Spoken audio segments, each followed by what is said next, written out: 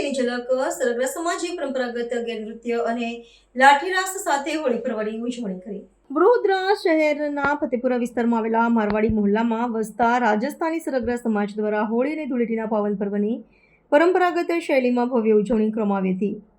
સંસ્કારી નગરીમાં છેલ્લા 100 થી 150 વર્ષ જેટલા લાંબા સમયથી સ્થાયી થયેલા સમસ્ત સરગરા યુવા એકતા મંડળ દ્વારા આયોજિત આ કાર્યક્રમમાં રાજસ્થાની લોક સંસ્કૃતિની ઝાંખી કરાવતા સુપ્રસિદ્ધ ગેરનૃત્યનું વિશેષ આયોજન કરવામાં આવ્યું હતું। વતનથી દૂર હોવા છતાં પોતાના મૂળ વિરાસતને જાળવી રાખવાના પ્રયાસને સમગ્ર વિસ્તારમાં ભારે આકર્ષણ જમાવ્યું હતું। આ ઉત્સવ દરમિયાન હોલિકા દહન બાદ વિશેષ ધાર્મિક પૂજા અર્ચના કરવામાં આવી હતી। ત્યારબાદ સમાજના પુરુષોએ પરંપરાગત વેશભૂષા ધારણ કરી ઢોલ અને થાળીના તાલે હાથમાં લાકડીઓ લઈ જોશભેર લાઠીરાસ અને ગેરનૃત્યની રમઝટ બોલાવી હતી, જ્યારે મહિલાઓએ માંગલિક ગીતો ગાઈને વાતાવરણને ઉત્સવમય બનાવી દીધું હતું। આ ઉજવણીમાં બાલ વૃદ્ધ સૌએ એક સમાન ઉત્સાહ અને ઉમંગથી જોડાઈને એકતાના રંગમાં રંગાઈ ગયા હતા, જે રાજસ્થાની સંસ્કૃતિની આગવી ઓળખ સમાન દ્રશ્યો હતા। સાંસ્કૃતિક દ્રષ્ટિએ આયોજનનું વિશેષ મહત્વ રહેલું છે, કારણ કે આધુનિક સમયમાં પણ વડોદરા સ્થિત સરગરા સમાજે પોતાની સદીઓ જૂની પરંપરાઓને અકબંધ રાખી છે। બારગાવે બોલી બદલાય તે કહેવતને સાર્થક કરતા ઉત્સવમાં ભારતીય સંસ્કૃતિની વિવિધતા અને એકતાના દર્શન થયા હતા।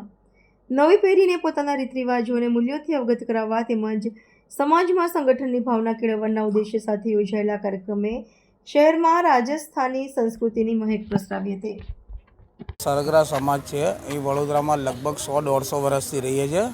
પહેલાં અમે ફતેપુરા રામરાજ હોટલ પાસે રહેતા હતા અને ત્યાં લગભગ 150 વર્ષથી આ ગરબાનું ઘેર જેવું આયોજન કરીએ છીએ ને જે લાકડીઓથી અમે ગરબા જેવું જે લાકડીઓમાં રાસ રમે છે એ રીતે અમે જે ગરબામાં રમે છે એ રીતે અમે રમીએ છીએ। અને 100-150 વર્ષથી પહેલાં તો રાજા પણ અહીંયા ઘેર જોવા આવતા હતા ફતેપુરામાં, એ પોતે પણ અહીંયા ઘેર જોવા આવતા હતા અને લગભગ 100-150 વર્ષથી અમે વસીએ છીએ અને અમે હર વર્ષે આ પૂનમના દિવસે હોળીને દહન કર્યા પછી આ આયોજન કરતા હોઈએ છીએ। રમેશ મોહનભાઈ સરગરા। અમારે અહીંયા સરગરા સમાજ છેલ્લા 120 વર્ષથી ગુજરાતમાં વસીએ છીએ અને પરંપરાગત હોળી અમારો રાષ્ટ્ર તહેવાર જેવું છે, તે અમે સાથે મળીને ઉજવીએ છીએ। જે રીતે અહીંયા ગુજરાતમાં ગરબા 2 દાંડિયા લઈને રમવામાં આવે છે, એ જ રીતે અમારે આ જે રાજસ્થાની નૃત્ય છે ઘેર, જે મોટી લાકડીઓ સાથે રમવામાં આવે છે અને તે અમે પરંપરાગત રિસ્પેક્ટેડ ડિસિપ્લિનમાં ઉજવીએ છીએ। કયા ગ્રુપ દ્વારા મંડળ દ્વારા ઉજવવામાં આવે? અહીંયા સરગરા સમાજમાં યુવા એકતા ગ્રુપ દ્વારા મંડળ દ્વારા આયોજન કરેલું છે। કેટલા વર્ષથી આયોજન કરવામાં? છેલ્લા 100-150 વર્ષથી અમે અહીંયા વસેલા જ છે અને છેલ્લા ઘણા વર્ષોથી પરંપરાગત અમે આયોજન કરીએ જ છીએ। આ આયોજન ખાસ કરીને કયા દિવસે કરવામાં આવતું છે? આ આયોજન પૂનમના દિવસે હોળી પ્રગટાયા પછી અમે કરીએ છીએ। શું નામ છે આપનું? મારું નામ નીતિન કુમાર રમેશભાઈ મારવાડી।